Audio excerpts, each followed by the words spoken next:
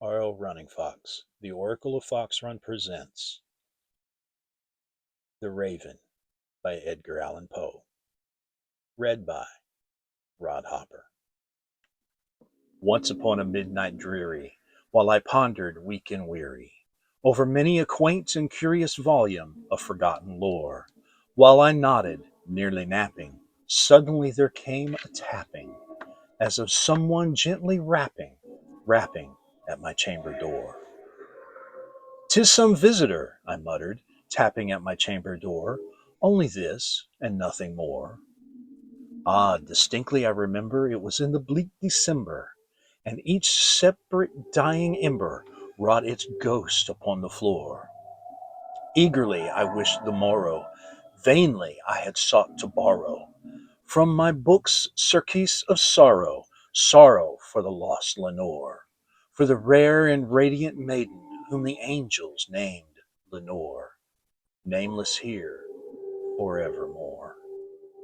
And the silken, sad, uncertain rustling of each purple curtain thrilled me, filled me with fantastic terrors never felt before. So that now, to still the beating of my heart, I stood repeating, "'Tis some visitor entreating entrance at my chamber door. Some late visitor entreating entrance at my chamber door." That it is, and nothing more. Presently my soul grew stronger, hesitating then no longer. "Sir," said I, "or madam, truly your forgiveness I implore. But the fact is, I was napping, and so gently you came rapping, and so faintly you came tapping at my chamber door, that I scarce was sure I heard you. Here I opened wide the door. Darkness there, and nothing more. Deep into that darkness peering, long I stood there wandering, fearing, doubting, dreaming dreams no mortal ever dared to dream before. But the silence was unbroken, and the stillness gave no token. And the only word there spoken was the whispered word, "Lenore?" This I whispered, and an echo murmured back the word, "Lenore." Merely this, and nothing more. Back into the chamber turning, all my soul within me burning, soon again I heard a tapping, somewhere louder than before. "Surely," said I, "surely that is something at my window lattice. Let me see, then, what thereat is, and this mystery explore. Let my heart be still a moment, and this mystery explore. 'Tis the wind, and nothing more." Open here I flung the shutter, when with many a flirt and flutter in there stepped a stately raven of the saintly days of yore. Not the least obeisance made he, not a minute stopped or stayed he, but with the mien of lord or lady perched above my chamber door, perched upon a bust of Pallas just above my chamber door, perched and sat, and nothing more. Then this ebony bird beguiling my sad fancy into smiling, by the grave and stern decorum of the countenance it wore. "Though thy crest be shorn and shaven, thou," I said, "art sure no craven, ghastly, grim, and ancient raven wandering from the nightly shore. Tell me what thy lordly name is on the night's Plutonian shore." Quoth the raven, "Nevermore." Much I marveled, this ungainly fowl to hear discourse so plainly, though its answer little meaning, little relevancy bore. For we cannot help agreeing that no living human being ever yet was blessed with seeing bird above his chamber door, bird or beast upon the sculptured bust above his chamber door, with such name as Nevermore. But the raven, sitting lonely on the placid bust, spoke only that one word, as if his soul in that one word he did outpour.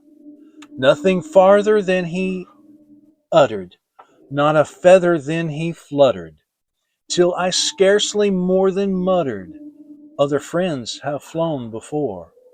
On the morrow he will leave me, as my hopes have flown before. Then the bird said, Nevermore.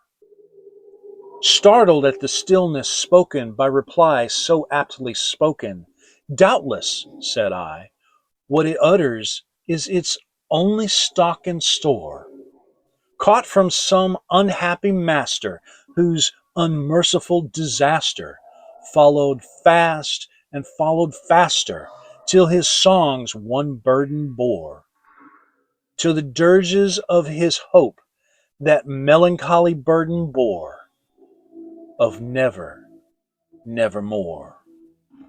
But the raven still beguiling all my fancy into smiling, straight I wheeled a cushioned seat in front of bird and bust and door. Then upon the velvet sinking, I betook myself to linking fancy unto fancy, thinking what this ominous bird of yore, what this grim, ungainly, ghastly, gaunt, and ominous bird of yore meant in croaking, Nevermore. This I sat engaged in guessing, but no syllable expressing to the fowl whose fiery eyes now burned into my bosom's core.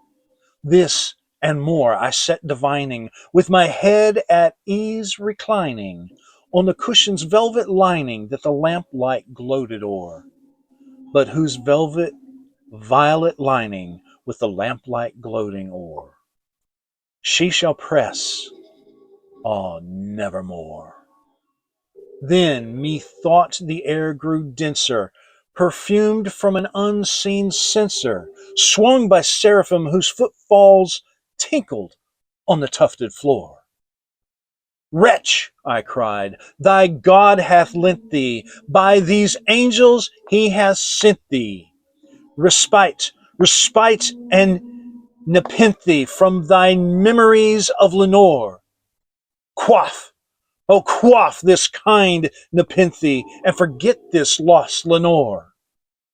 Quoth the raven, Nevermore. Prophet, said I, thing of evil, prophet still, if bird or devil, whether tempter sent or whether tempest tossed thee here ashore. Desolate, yet all undaunted, on this desert land enchanted, on this home by horror haunted, tell me truly, I implore, is there balm of Gilead? Tell me, I implore. Quoth the raven, Nevermore. Prophet, said I, thing of evil, prophet still, if bird or devil, be that heaven that bends above us, by that God we both adore. Tell this soul with sorrow laden, if within the distant Aidenn it shall clasp a sainted maiden, whom the angels name Lenore. Clasp a rare and radiant maiden, whom the angels name Lenore. Quoth the raven, Nevermore. Be that word our sign of parting, bird or friend, I shrieked, upstarting. Get thee back into the tempest and the night's Plutonian shore. Leave no black plume as a token of that lie thy soul hath spoken. Leave my loneliness unbroken. Quit the bust above my door. Take thy beak from out my heart, and take thy form from off my door. Quoth the raven, nevermore. And the raven, never flitting, still is sitting, still is sitting, on the pallid bust of Pallas just above my chamber door. And his eyes have all the seeming of a demon's that is dreaming, and the lamplight o'er him streaming throws his shadow on the floor.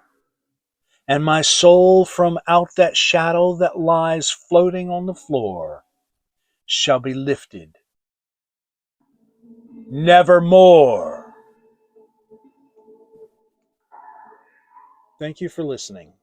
If you enjoyed this post, please smash that like button, share it with your friends, and consider subscribing to this channel so you don't miss a single post from RL RunningFox. It really helps me, and it is greatly appreciated. Until next time, walk tall as the trees, live strong as the mountains, be gentle as the spring winds, keep the warmth of the summer sun in your heart, and the Great Spirit will always be with you.